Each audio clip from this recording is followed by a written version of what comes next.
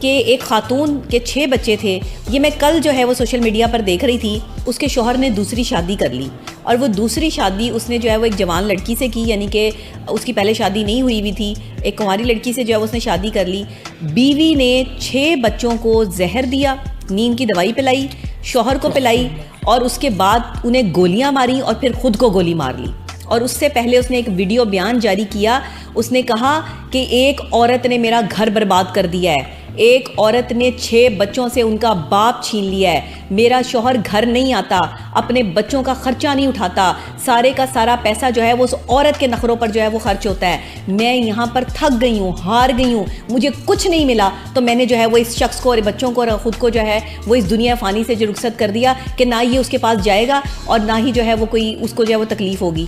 یہ کیسی عورتیں ہیں, یہ کیسی خبیث شیطان قسم کی عورتیں ہیں. شادی شدہ مردوں کی زندگیاں برباد کر رہی ہیں. یہ ان کو شرم نہیں آتی, ان کو حیا نہیں آتی.